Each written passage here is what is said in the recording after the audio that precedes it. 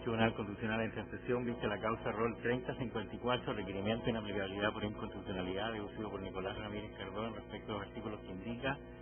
del Código de Procedimiento Civil, de la Ley del Mercado de Valores, de la Ley de Sociedades Anónimas, del Código Penal y de la Ley Orgánica de la Superintendencia de Valores y Seguros. Tiene la palabra el señor relator Sebastián López. Muchas gracias, señor presidente. Por fecha 6 de mayo de este año, Fojas 1, Nicolás Ramírez Cardón,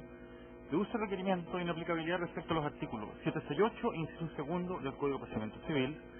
58, inciso final de la Ley 18.045 de Mercado de Valores, 46, inciso final y 133, inciso primero de la Ley 18.046 sobre Sociedades Anónimas,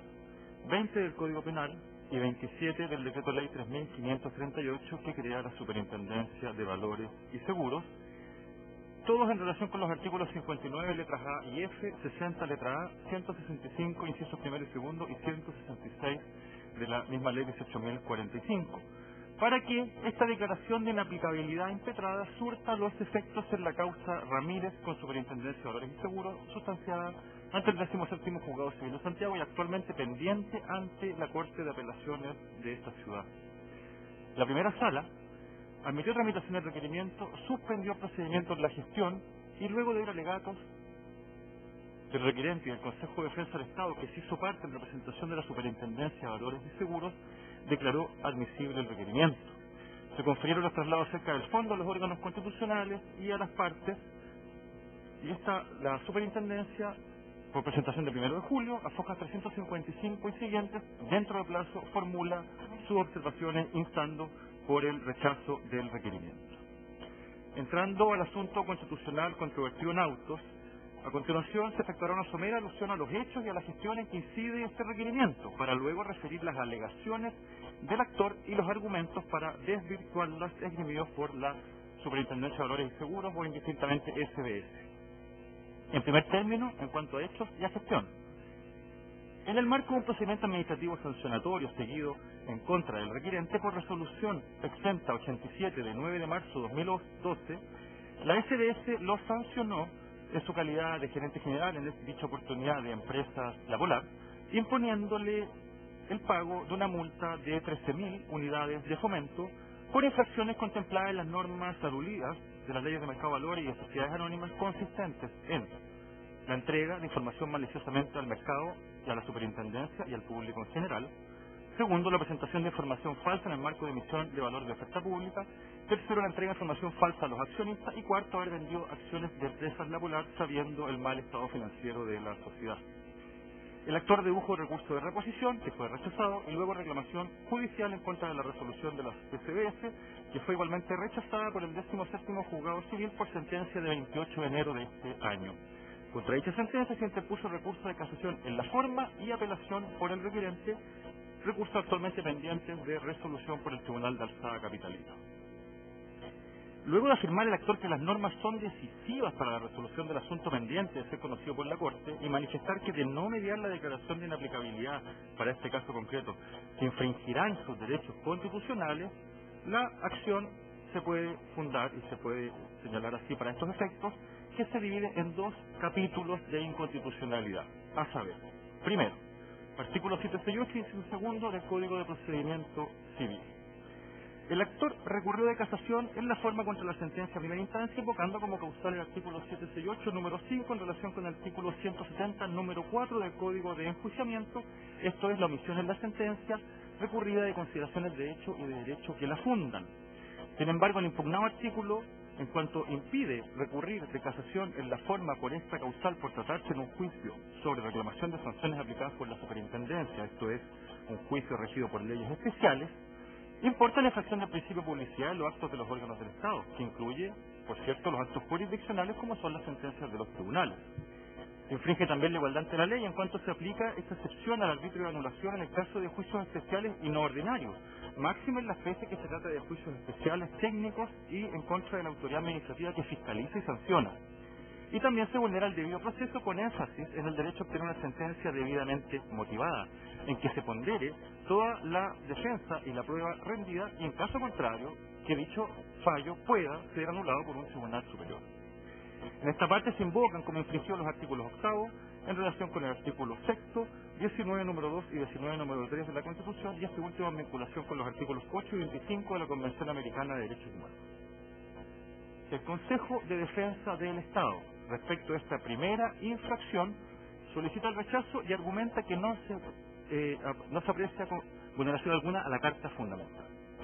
Atendido que, en cuanto al principio de publicidad de los actos de los órganos del Estado, la sentencia civil sí ponderó los antecedentes y fue debidamente fundada, al tiempo que la resolución sancionatoria de la SBS también se pronunció sobre todas las defensas opuestas por el actor. Tampoco se vulnera la igualdad ante la ley porque el artículo 768 es aplicable a todas las partes en el juicio, además de que el actor no puede pretender por esta vía de inaplicabilidad que se cree a su respecto un recurso que la ley no le franquea, y además que se trata de un arbitrio excepcional y de derecho estricto, y que en todo caso el tribunal de alzada puede corregir los vicios formales al conocer de la apelación. Finalmente no se infringe el debido proceso porque, siendo el legislador quien debe establecer las garantías del procedimiento racional y justo, precisamente tanto en la ley orgánica de la SBS como en la ley de base de los procedimientos administrativos que aplica supletoriamente, se contemplan todas las bases esenciales del debido proceso en el procedimiento sancionatorio, y ello no obsta que el legislador pueda válidamente especificar recursos respecto de ciertos juicios especiales. Segundo capítulo de inconstitucionalidad. Artículo 58, inciso final de la Ley de Mercado de Valores, 46, inciso final y 133, inciso primero de la Ley de Sociedades Anónimas, 20 del Código Penal y 27 de la Ley Orgánica de la Superintendencia de Valores y Seguros en relación con los artículos 59 A y F, 60A, 165 y 166 de la Ley de Mercado de Valores.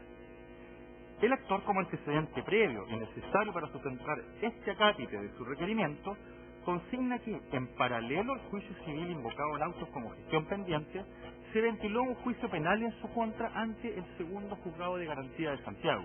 y por sentencia ya ejecutoriada de 3 de septiembre de 2014, en circunstancias que se encontraba aún pendiente de resolución por el juez civil en primera instancia la reclamación de la sanción administrativa, fue el actor condenado penalmente en un juicio abreviado a la pena de 5 años de presidio menor en su grado máximo más las accesorias legales,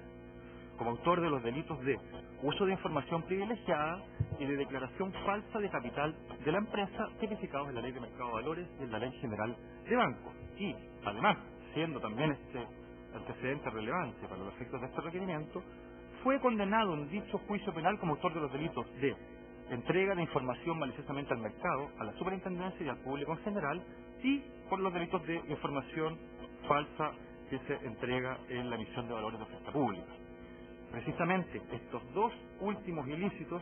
corresponden a conductas tipificadas como delitos en los mismos preceptos de la Ley de Mercado de Valores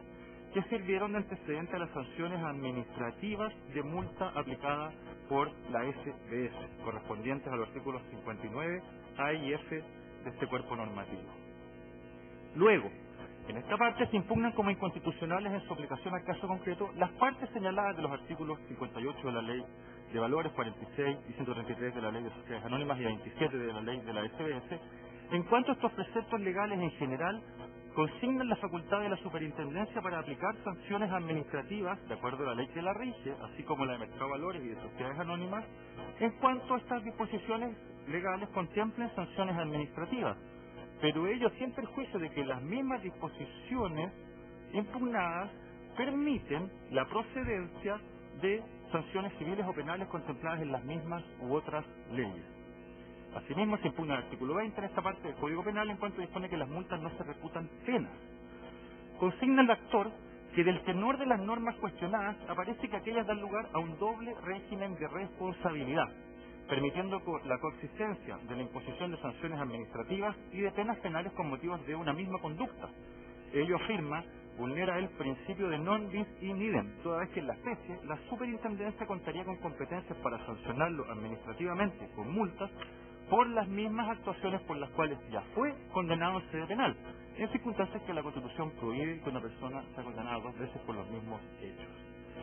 En esta parte se estima que se infringen los artículos 1, 6 y 7 y 19 números 1 y 3 de la Constitución, así como el artículo 5 de la Carta Fundamental en vinculación con los artículos 14 del Pacto Internacional de Derechos Civiles y Políticos, 5 y 8 de la Convención Americana de Derechos Humanos y 16 de la Convención contra la Tortura, aduciendo al actor la contrariedad con el debido proceso en el caso de enjuiciar y sancionar doblemente a una persona, al tiempo que ello también vulneraría el principio de legalidad y tipicidad de las sanciones, así como la dignidad humana. En cuanto a la afectación del ne bis in idem, principio que impide aplicar una nueva sanción por una conducta ya sancionada, se indica que ello acontecería en este caso concreto, en que entre las imputaciones penales y administrativas existe una triple identidad de hechos, sujeto y bien jurídico protegido, que es la fe pública y el correcto funcionamiento del mercado. No obstante lo cual, las normas reprochadas autorizan el doble castigo que la Carta Fundamental prohíbe. Finalmente, apunta el actor que los preceptos cuestionados son contrarios en general al bloque constitucional y al principio de proporcionalidad de las penas, puesto que el sujeto ya fue sancionado penalmente con una pena privativa de libertad por su actuar antijurídico, siendo desproporcionado que ahora pueda la superintendencia aplicarle una nueva sanción pecuniaria. El Consejo de Defensa del Estado, en representación de la Superintendencia de Valores y Seguros, respecto de este segundo capítulo de impugnaciones, solicita igualmente el rechazo total. Señala al efecto que el señor Nicolás Ramírez, si bien fue condenado penalmente, en dicha condena no se incluyó sanción de multa, por lo que no existe una doble sanción en los términos expuestos por el requirente. Además, nuestro ordenamiento jurídico contempla como perfectamente viable la coexistencia de diversos regímenes de responsabilidad conforme al denominado principio de independencia de las sanciones, que sí permite perseguir la sanción de los mismos hechos en distintas sedes. Es así como precisamente el artículo 20 del Código Penal dispone que las multas no constituyen penas. Y es que la posibilidad de perseguir y sancionar penal y administrativamente, como acontece en el artículo 58 de la Ley de Valores, se ajusta a la Carta Fundamental y no implica infringir el principio non bis in idem. Por otro lado, descarta el órgano requerido la posibilidad de invocar directamente los tratados internacionales como derecho material, porque este Tribunal Constitucional no tiene atribuciones para realizar un control de convencionalidad. Añade el Consejo de Defensa del Estado que si bien la potestad sancionatoria de la Administración, en este caso de la Superintendencia de Valores y Seguros, se funda en el ius puniendi estatal, al igual que la potestad de los tribunales para sancionar penalmente los delitos, igualmente se trata de dos ámbitos de responsabilidad diferentes, uno administrativo en que se aplican multas y otro jurisdiccional en que se aplican penas, distinción que ha sido así entendida por este Tribunal Constitucional y por la Corte Suprema, sin perjuicio ello de que deban respetarse en ambos casos la garantía del debido proceso, lo que en sede administrativa implica permitir el derecho a recurrir de la decisión de la autoridad ante los tribunales de justicia, como sí ha acontecido en la especie en que se encuentra apelada la reclamación. De modo que no se aprecia cómo podría vulnerarse, en este caso, el debido proceso.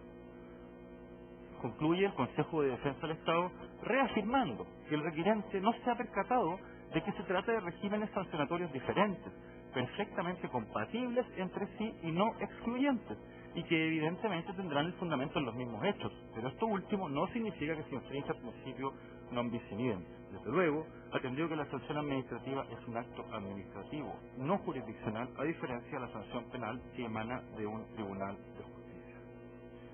Por fecha 7 de julio, reciente, se prenotan los autos en relación, se agregó la causa para su vista en tabla de pleno el día de hoy, y se han anunciado en forma para alegar los abogados representantes de las dos partes. Eso es todo, señor presidente. Muy bien, muchas gracias. Por el requirente, alega el abogado Mario Rojas Sepúlveda hasta por 30 minutos. Tiene la palabra.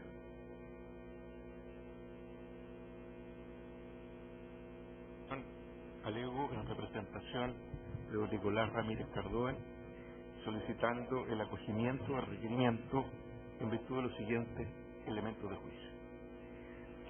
Mi representado fue objeto de un procedimiento de juzgamiento administrativo por la Superintendencia de Valores con motivo de su desempeño en las empresas La Polar. Mi representado consta de los antecedentes traídos al proceso. Se desempeñó durante muchos años como gerente comercial de las empresas La Polar y la Superintendencia concluyó que con motivo de ese desempeño no tuvo conocimiento de los hechos irregulares ocurridos en el seno de esa empresa. Sin embargo, entre noviembre del año 2009 y enero del año 2011, en que renunció al cargo, se desempeñó mi representado como gerente general de matriz y filiales de las empresas La Polar. De manera que el procedimiento administrativo sancionador que se siguió a su respecto dice relación básicamente con lo ocurrido durante este periodo, a partir de lo cual la superintendencia determinó la existencia de indicios de conocimiento de esos hechos irregulares. Eso como antecedente necesario de contextualización de los hechos. Ahora bien, el Excelentísimo Tribunal, en el procedimiento administrativo sancionador seguido por la superintendencia, se formularon a mi representado cuatro cargos. El primero consistió, conforme a la pieza del procedimiento correspondiente, en haber entregado maliciosamente información falsa al mercado, a la superintendencia y al público en general, vulnerando, dice el cargo, lo dispuesto en el artículo 59, letra A, de la Ley 18.045. En segundo lugar, se le formuló el cargo de haber presentado información falsa en relación a la emisión de valores de oferta pública, bonos en particular, realizada por Empresa La Polar, vulnerando, expresa el cargo, lo dispuesto en el artículo 59, letra F, de la Ley 18.045. En tercer lugar, se le formuló un cargo relativo a supuesta infracción al artículo 42, número 4 de la Ley 18.046, pero no voy a poner énfasis en eso en este alegato, puesto que ese tercer cargo no tiene relación con lo que viene planteado en el requerimiento. Se le formuló también un cuarto cargo, consistente en haber efectuado ventas de acciones de Empresas La Polar, Sociedad Anónima, mediante la Sociedad de Inversiones Alfa, Sociedad Anónima, y la Sociedad Asesorías Universal Limitada, teniendo conocimiento de la real situación financiera de la compañía, vulnerando, expresa en esta ocasión el cargo, lo dispuesto en el artículo 165 de la Ley 18.045, que impide hacer uso de informaciones privilegiadas de que el agente de mercado tenga conocimiento. De manera, Excelentísimo Tribunal, y quiero desde el principio poner énfasis, es que tratándose de los tres cargos a que concierne el requerimiento, lo que desde el principio se planteó por la superintendencia es la supuesta infracción de normas que tipifican delitos penales. Directamente tratándose del primer caso, del artículo 59, letra A, y del artículo 59, letra F, e indirectamente tratándose del tercero, sobre utilización de información privilegiada, puesto que, si bien el cargo cita el artículo 165 de la Ley 18.045, la verdad es que sabemos que en conformidad al artículo 60, aquella conducta, hacer uso de información privilegiada, es constitutiva también de delito penal conforme al artículo 60 de la Ley 18.045. Durante el procedimiento y antes que quedara firme la sanción impuesta por estos mismos cargos, por la superintendencia, de 13.000 unidades de fomento, ocurrió que en la sede penal mi representado fue condenado por la jurisdicción penal en un procedimiento abreviado a la pena única de 5 años de presidio menor en su grado mínimo. Y lo fue, Excelentísimo Tribunal, consta esto también de los antecedentes traídos al proceso, por los siguientes títulos punitivos desde el punto de vista criminal. En primer lugar, entrega de información maliciosamente falsa al mercado o al público en general, a la Superintendencia de Valores y Seguros, artículo, delito o tipo del artículo 59, letra A de la Ley de Mercado de Valores. En segundo lugar, declaración maliciosamente falsa en la escritura de emisión de valores, en su prospecto de inscripción o en los antecedentes de solicitud de inscripción, artículo 59, letra F de la Ley de Mercado de Valores, es el título punitivo para la sentencia penal. Y luego, cito lo pertinente, por supuesto, a este requerimiento, uso deliberado de información privilegiada, artículo 60, en relación al artículo 166 de la Ley de Mercado de Valores. Así las cosas, respecto de estos 3 cargos por los cuales fue sancionado mi mandante, no hay ninguna duda que se trata de unos mismos hechos y de unos mismos títulos punitivos. Ya profundizaré en este aspecto. Pero, como queda perfectamente claro a partir de la presentación que ha hecho en estos autos el Consejo de Defensa del Estado, lo que se plantea para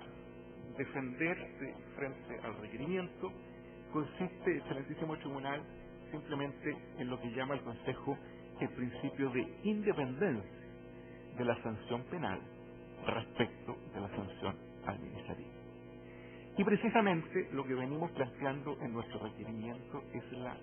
inaplicabilidad por producir efectos concretos contrarios a la Constitución, en el caso de aquellas normas de nuestro estatuto legal que establecen y recogen precisamente ese principio de independencia de la sanción penal y de la sanción administrativa, establecido aquel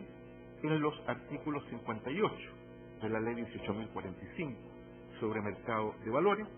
y en los artículos 46, inciso final, y 133, inciso primero, de la ley 18.046. Así como, profesor el propio Consejo, en el artículo 20 del Código Penal, todas aquellas normas que establecen el principio de independencia en relación, claro está, con la normativa que permite a la superintendencia imponer la sanción que impuso por los títulos de punición administrativa respectivos. De manera que toda la cuestión, excelentísimo tribunal, que viene planteada en nuestro requerimiento de inaplicabilidad,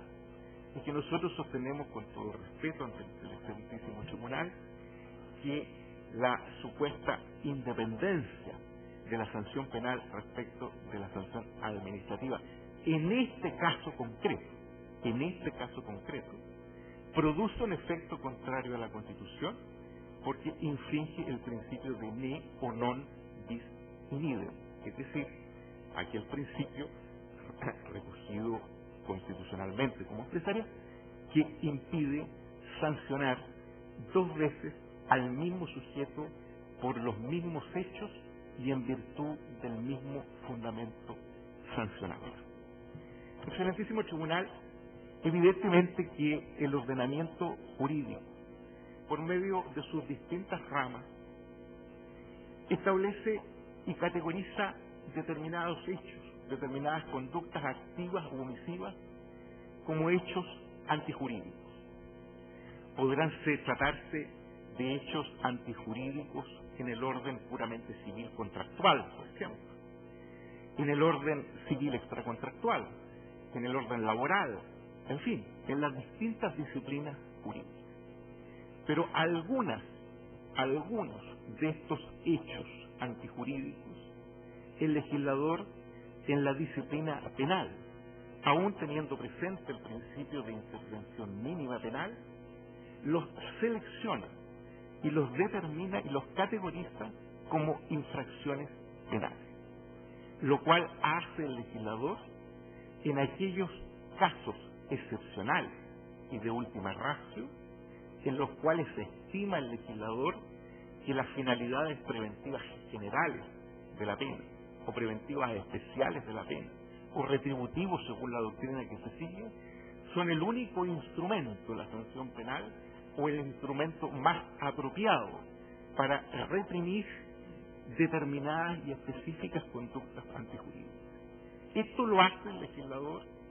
precisamente mediante la tipificación penal.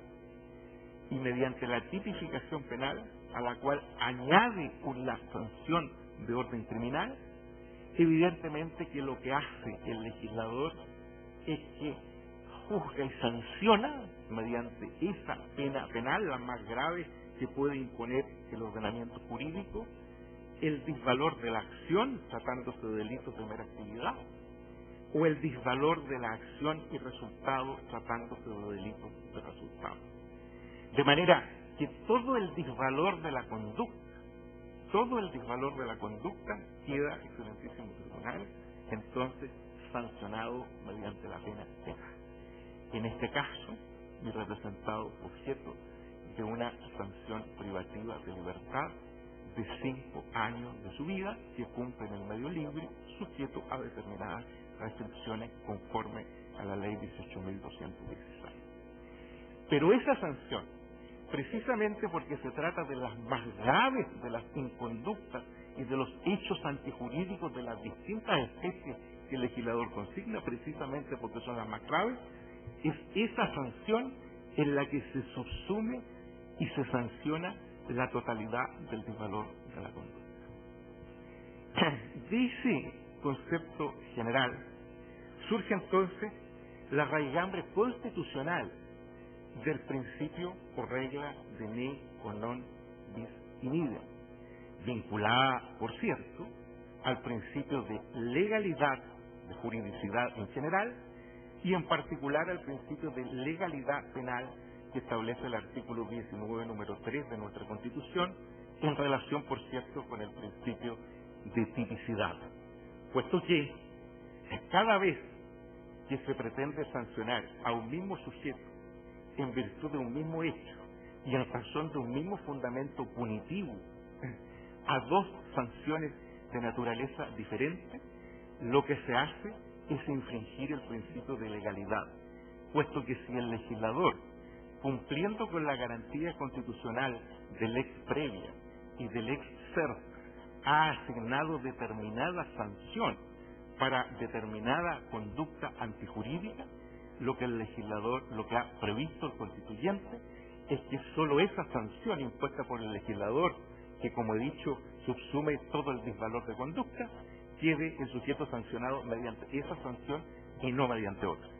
Mediante este razonamiento de entonces, que se ha entendido por distintas doctrinas y jurisprudencia nacional y extranjera, que el principio de ne o non bis in idem queda garantizado por nuestra Constitución a través del propio principio de legalidad y tipicidad del artículo 19, número 3, entre otros fundamentos a que no voy a hacer alusión para que no se me agote el tiempo en este capítulo, sin perjuicio que dejaré fotocopia de doctrina al respecto de otros fundamentos del recogimiento constitucional de ese principio. Excelentísimo Tribunal, la cuestión del principio de ne o non bis in idem,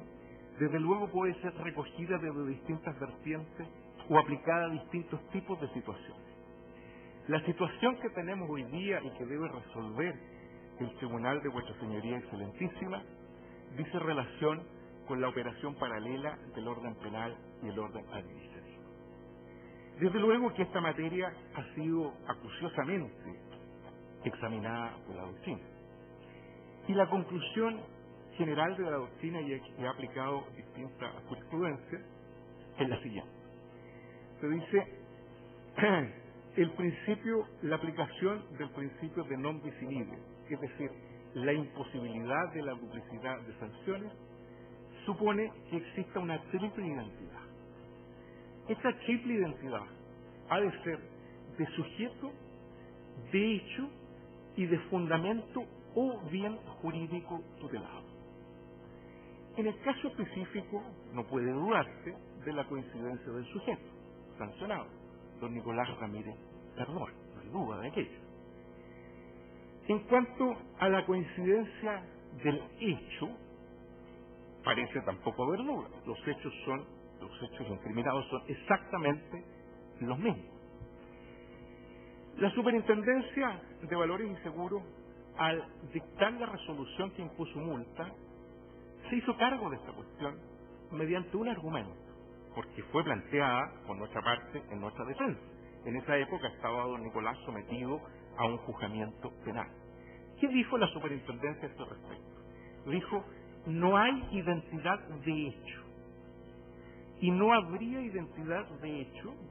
por cuanto las normas en cuestión, las normas por las cuales se formularon los cargos y que establecen en rigor tipos penales,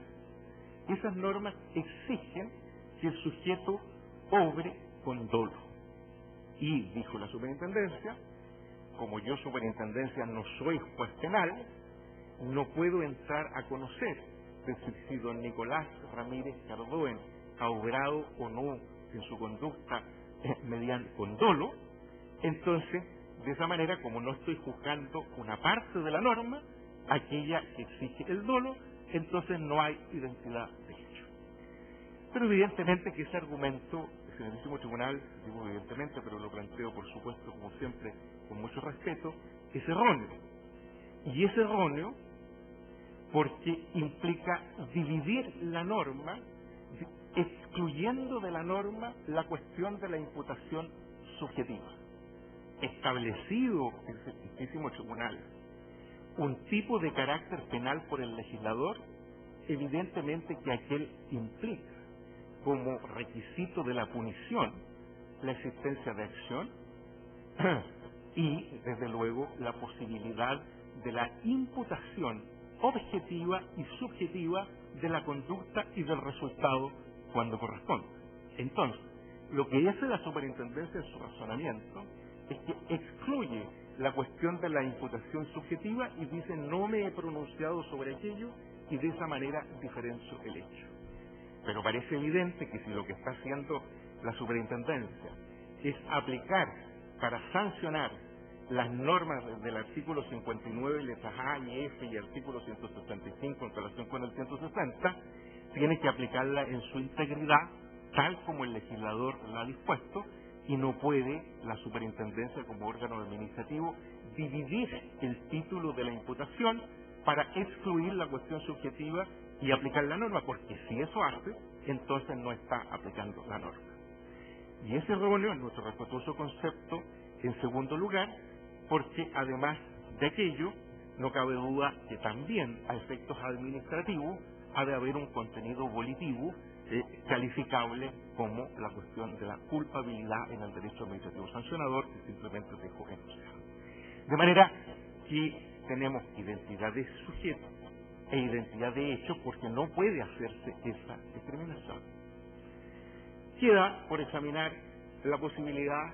de una eventual variación o diferenciación o diversidad en lo que tiene que ver con el fundamento de la sanción, es decir, con el tipo de lesión o de puesta en peligro del bien jurídico tutelado por las normas respectivas en el artículo 59 y en el artículo 165 en relación con el artículo 60 de la Ley de Valores. Entonces la pregunta es,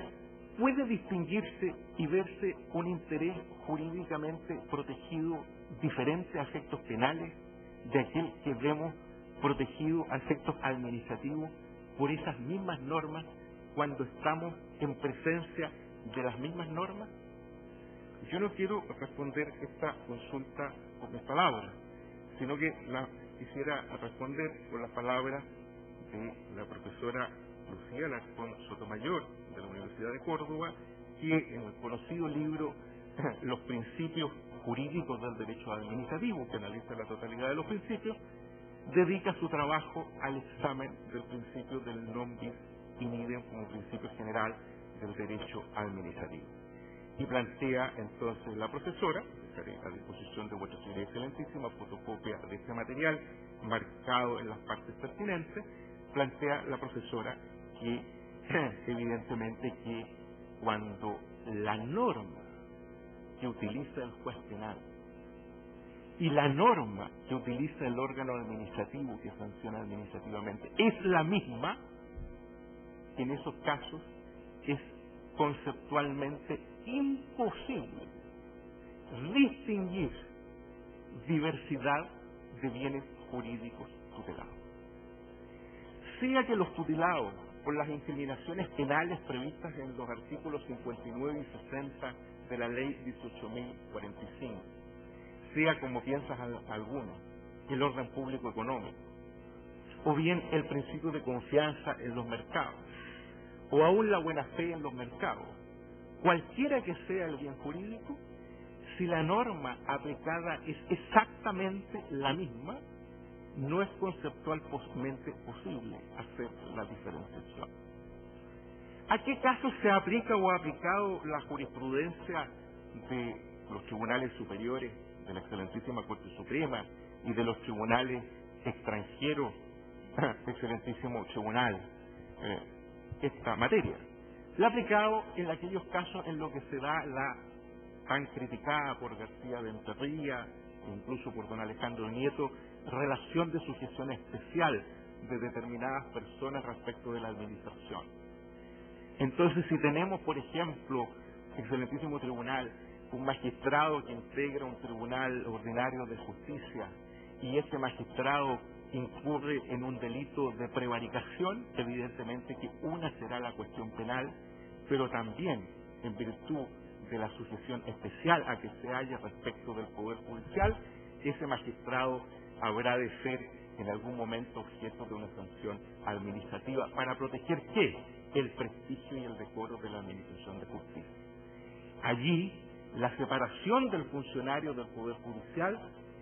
cumple la finalidad de tutelar un bien jurídico, la posibilidad de administrar la justicia con prestigio frente a la ciudadanía.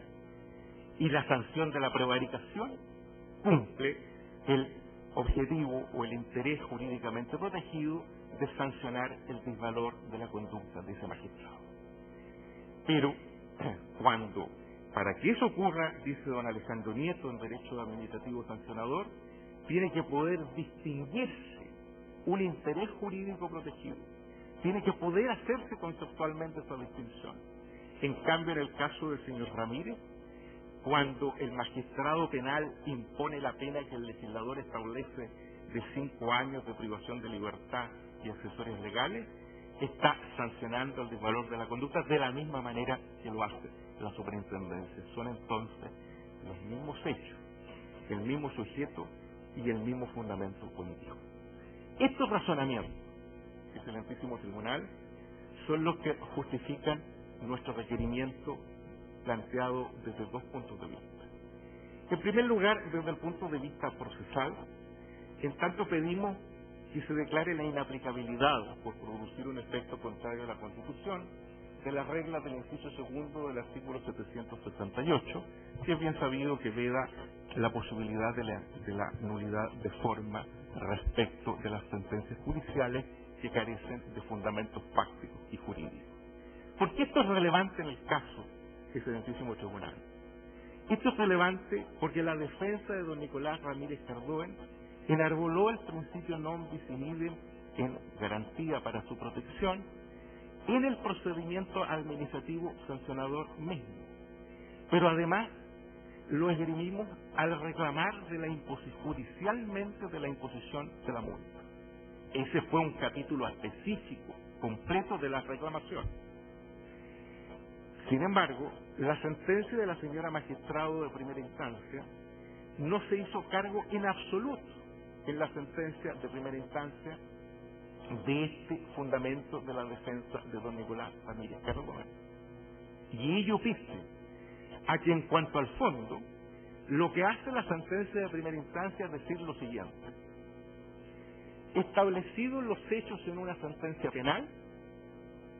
y sancionado el señor Ramírez Cardoen en materia criminal, no tenemos ya nada que discutir en el contencioso administrativo sobre legalidad de la imposición de la multa, porque está claro que cometió esas infracciones por las cuales la sanciona la superintendencia. O sea, la coincidencia absoluta es reconocida en la sentencia de primera instancia del Tribunal del 17º Juzgado Civil, 17º Juzgado Civil de Santiago. No obstante aquello, no se hace cargo aquella sentencia en absoluto de nuestra defensa en lo que dice en relación con la violación de esta garantía. Planteamos el recurso de casación en la forma y desde luego, excelentísimo tribunal, esta es una materia que vuestra señoría excelentísima ha analizado ya en tantas oportunidades que yo no quiero repetir fundamentos sobre la materia. Salvo decir una cosa: las posiciones de las disidencias, a veces mayoría, a veces disidencias de vuestra señoría excelentísima, que consideran que la regla del artículo 768, inciso segundo, no produce efectos contrarios a la Constitución,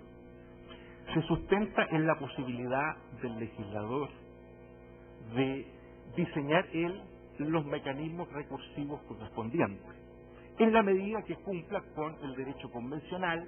que exige que haya al menos una revisión completa por un tribunal superior lo cual se cumple con el recurso de apelación. Así se ha analizado usualmente la materia por esas posiciones. Yo quisiera simplemente agregar con todo respeto lo siguiente. Las cosas se pueden ver desde 8 puntos de vista. Una cosa es que una sentencia sea conforme a derecho, y otra cosa conceptualmente previa es que la sentencia sea válida. El legislador establece los requisitos de validez de la sentencia y los mecanismos para que la eventual invalidez opere en concreto en la realidad jurídica. Yo no veo ninguna razón que justifique válidamente desde el punto de vista constitucional, de conformidad con el artículo 19, número 2 de la Constitución, que puedan ser válidas y valer en el tener valor en el ordenamiento jurídico, sentencias motivadas, necesariamente tratándose de juicios comunes, y que puedan ser válidas y valer en el ordenamiento jurídico a la vez, sentencias no motivadas, que no cumplen con el deber de motivación, tratándose de juicios especiales. No me parece, con todo respeto lo digo, planteando este nuevo argumento añadido, que exista fundamento racional que permita hacer esa discriminación. No enfocada a las cosas desde el punto de vista recursivo, sino que desde el punto de vista de la validez en los ordenamientos jurídicos de la sentencia, tema que a los poderes normativos han preocupado desde el derecho romano hasta ahora. Eso en cuanto al capítulo procesal. En cuanto a la vertiente material del principio, o a la vertiente material del requerimiento, evidentemente el Serenísimo Tribunal, que lo que sostenemos en él es que al aplicarse paralelamente dos sanciones, penal y administrativo, se viola aquella garantía constitucional. Y cito a la misma profesora y a otras cuyos materiales dejaré, pero en particular a esa profesora que se refiere a una sentencia del Tribunal Supremo Español del año 2000, que razona en el siguiente sentido. La duplicidad no necesariamente es inconstitucional. ¿Cuándo se produce la inconstitucionalidad? ¿Cuándo se produce el efecto contrario a la Constitución? Se produce en aquel caso en que se aplican efectivamente las dos sanciones. Y ese es el caso. Tenemos una sentencia firme en lo penal y tenemos una sanción administrativa que está reclamada y que pretende ser confirmada en el contencioso administrativo a través de la defensa de la Superintendencia de Valores y a través de la defensa del Consejo de Defensa del Estado, en ese contencioso administrativo que se sustenta precisamente en el principio de independencia establecido a nivel legal, pero que contraría y produce efectos contrarios a la Constitución. No es posible, repito y termino con esto, no es posible distinguir el fundamento punitivo cuando las normas en virtud de las cuales se sancionan son las mismas. Esa es una imposibilidad conceptual. No es posible tampoco razonar sobre la base del principio de sucesión especial, porque como he dicho, aquí el principio de sucesión especial, dice el señor Nieto, no es más que una variación de lo mismo. La eventual diversidad de justificaciones de intereses jurídicos protegidos y de fundamentos punitivos que no concurre y no es posible ver en el caso, porque lo único que se hace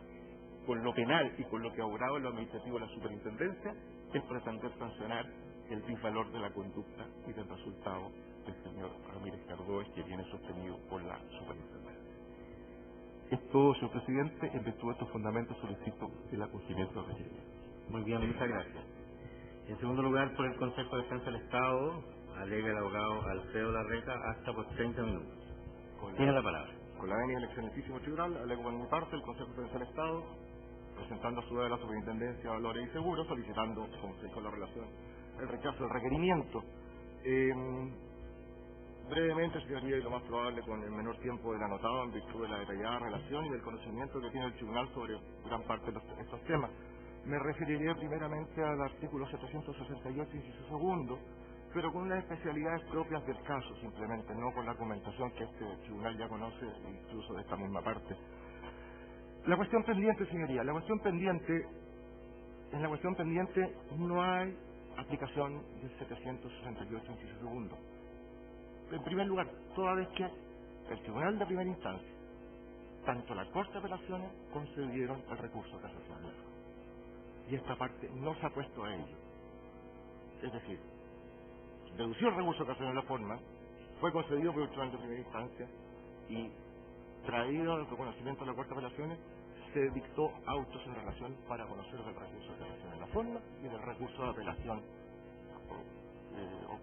deducido conjuntamente. Por tanto, no hay aplicación en la cuestión pendiente susceptible de la norma impugnada. Es decir, existe y tiene el recurso, el requiriente en este caso. Y es más, y lo tiene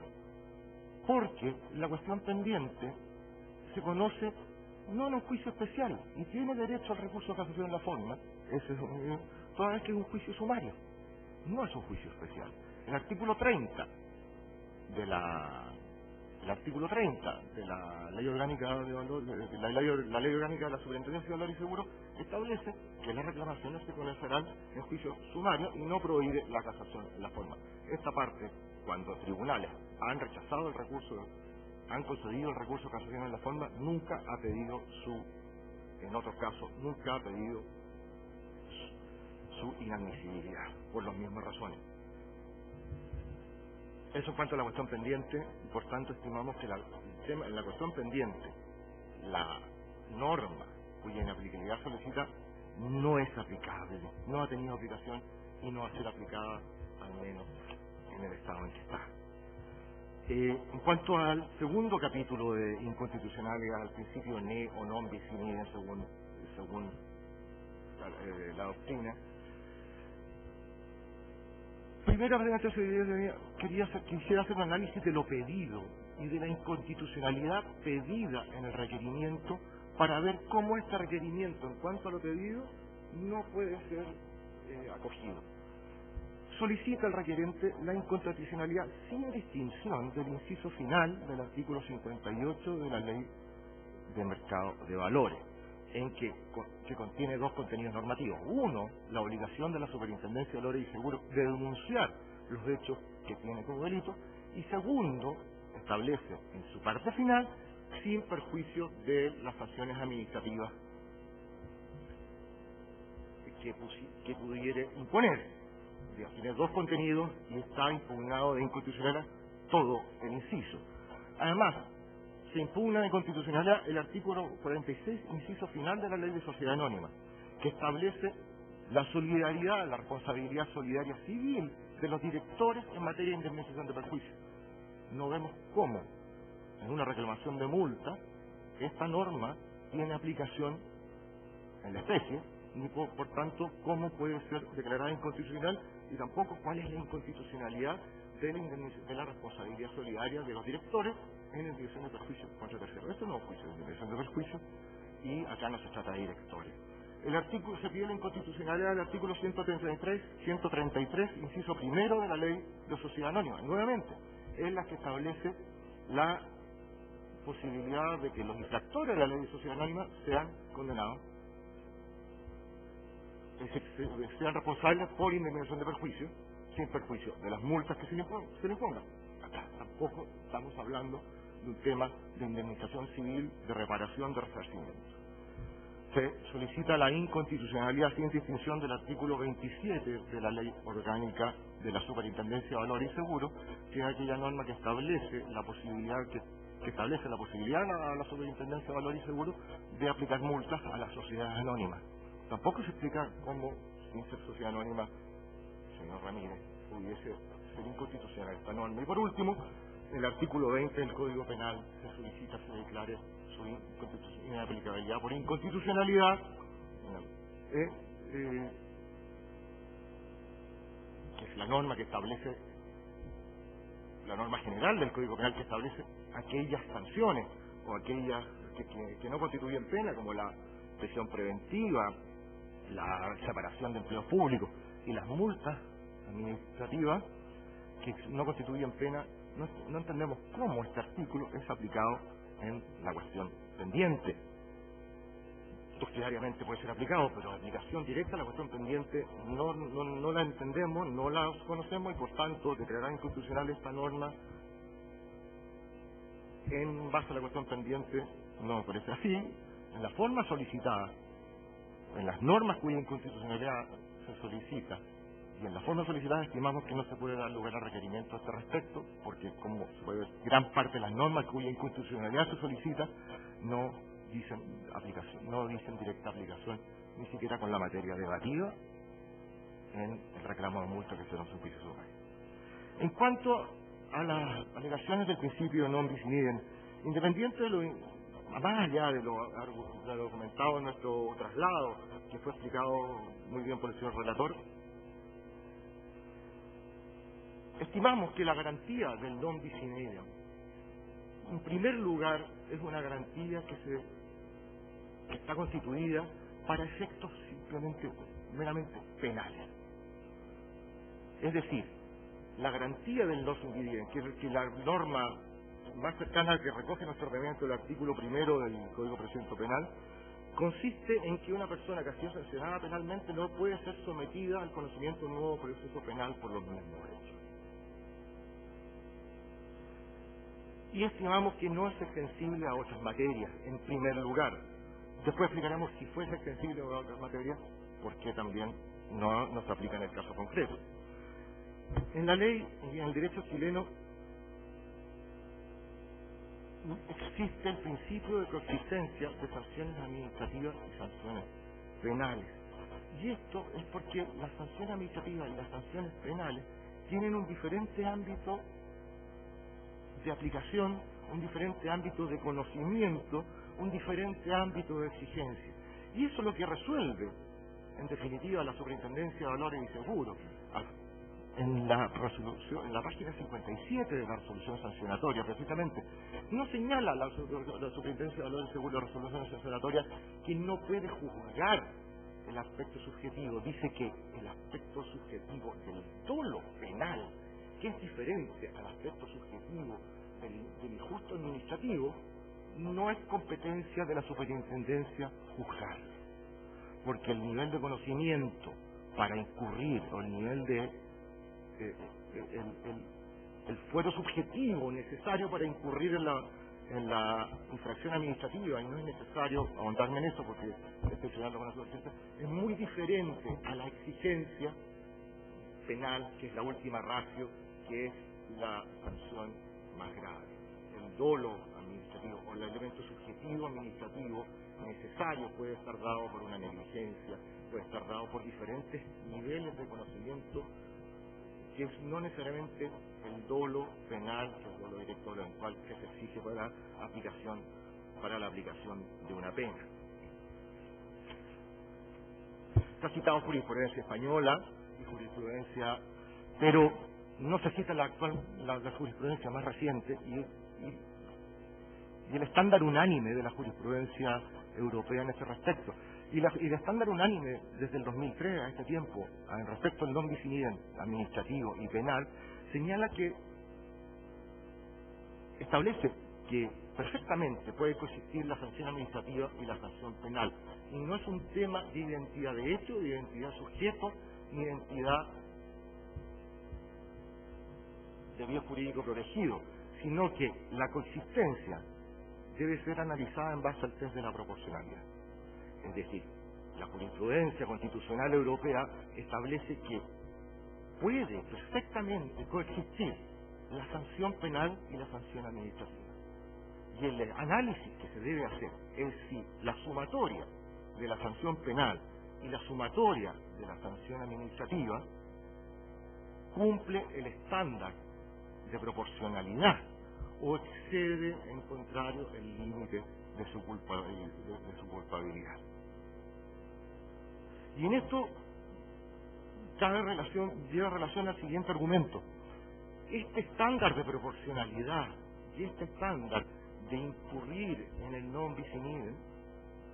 no es un análisis esencialmente de constitucionalidad o de inaplicabilidad por inconstitucionalidad, sino que es un análisis que debe hacer el juez de fondo, conociendo en detalle los hechos por los cuales ha sido sancionado en un aspecto, proporcionado por el conocimiento de la parte, y respecto del que está conociendo. Es decir, quien tiene la facultad para establecer, primero, si son los mismos, idénticos y precisos hechos, si son los mismos sujetos y la misma conducta sancionada, en definitiva, es quien está conociendo los hechos del fondo. Y segundo, quien debe ver este estándar de proporcionalidad, estiman la jurisprudencia extranjera, es el juez, o por así decirlo, el segundo juez conocedor, porque estamos hablando en donde viven y tiene que ver el segundo juez conocedor al cual se le invoca, en definitiva, la sanción aplicada en otro procedimiento jurisdiccional para ver si es que ambas sanciones exceden o no el estándar de proporcionalidad. Esa es la actual jurisprudencia. Es decir, no un tema de existencia paralela de sanciones administrativas y sanciones penales. Perfectamente lo único que se establece es que si estas sentencias, tanto penal como administrativa, la potestad punitiva del Estado, el jus pudiendo del Estado, excede con creces la proporcionalidad aplicada a la sanción. Y en este caso, señoría,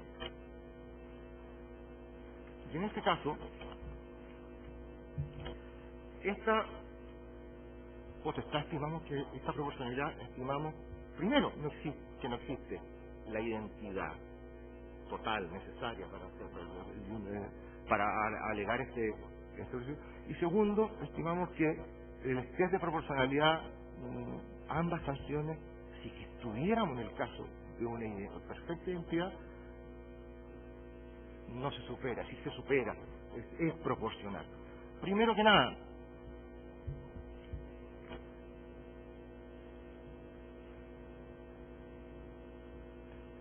al señor Ramírez,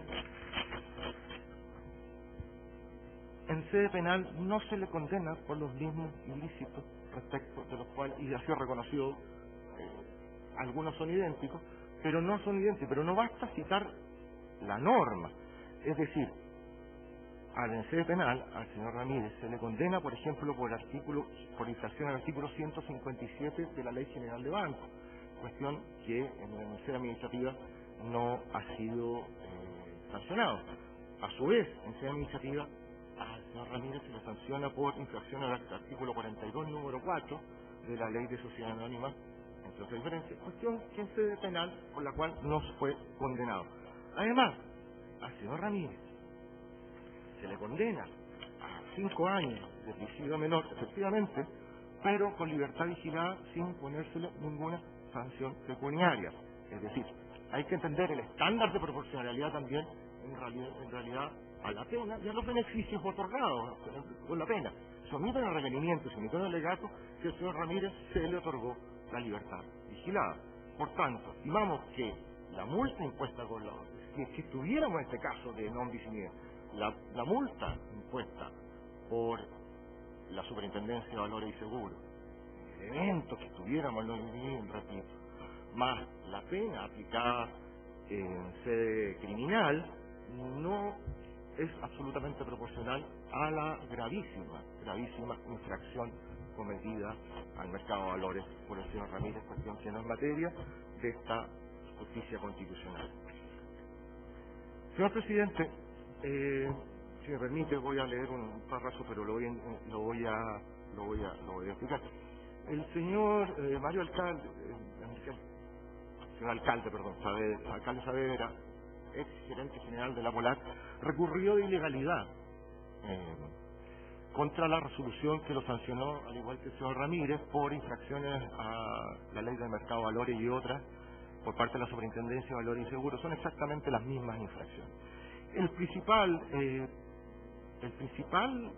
argumento de su reclamo de ilegalidad fue la vulneración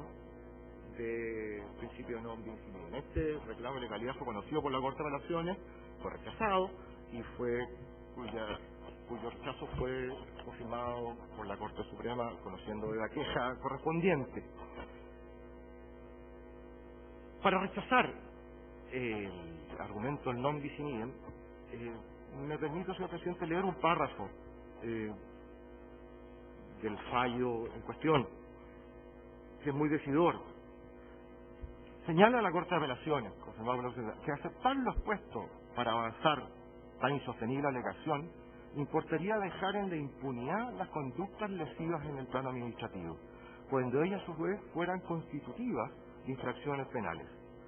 A su turno, señala, que no es el caso, podría permitir la impunidad en materia penal, porque no cabe duda alguna que esta Corte, la misma alegación, habrá de formularse en el escenario penal que las conductas reprochadas han originado, según ha expuesto o reconocido el propio reclamante cuando lo dio al proceso penal incoado. Es decir, aceptar, y lo que quiere decir la Corte es que aceptar que se aplica directamente y sin distinciones este principio de non bis in idem, quiere decir, como lo sostiene de contrario, que cuando hay una imputación penal por una infracción de una norma que también puede implicar una infracción administrativa, puede implicar, valga la redundancia, o dejar sin sanción la conducta en ambos sedes. No necesariamente es inaplicable la sanción administrativa, puesto que la sede penal, como ustedes bien lo saben, tiene un nivel de exigencia y un nivel de estándar de prueba y un nivel de exigencia subjetiva del hechor infinitamente mayor a la exigencia administrativa. Por tanto, no simplemente que pueda ser constituido una infracción administrativa de un hecho penal, resulta inaplicable o inconstitucional perseguir la responsabilidad administrativa. Insistimos que esto no lo recoge así el derecho chileno, el derecho chileno lo recoge de una forma muy diferente, permitiendo ambas responsabilidades, y además, si pensáramos que es posible aplicar el principio de non bis in idem en materia de responsabilidad administrativa versus responsabilidad penal, el estándar que hay que aplicar es el estándar, si es que se da la identidad, cuestión que no sea en este caso, el estándar de la proporcionalidad, cuestión que en este caso se cumple plenamente a juicio de esta parte. Es todo cuanto tengo que decir. Muy bien, muchas gracias. ¿Alguna pregunta, señor ministro? Ministro de Atelier.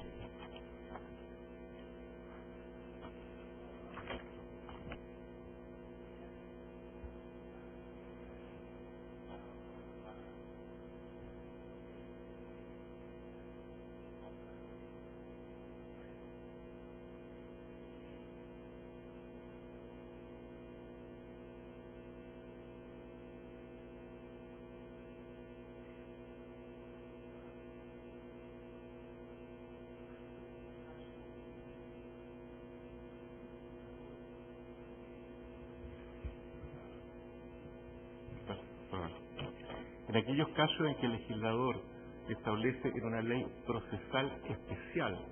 la aplicación del juicio sumario para un tipo de controversia que se rige por esa ley especial, en general se ha entendido por la jurisprudencia que para los efectos del artículo 768 se está frente a un juicio especial. Puede entenderse a la vez, como lo ha planteado el distinguido colega, que en ese caso no se trate de un procedimiento especial, sino que se trate de un procedimiento sumario recogido en el Código de Procedimiento Civil. Pero la jurisprudencia hay pareceres distintos. Tendrá que resolverlo el excelentísimo tribunal. ¿Alguna otra pregunta? ¿No? Muy bien, concluye entonces la vista de la Cámara.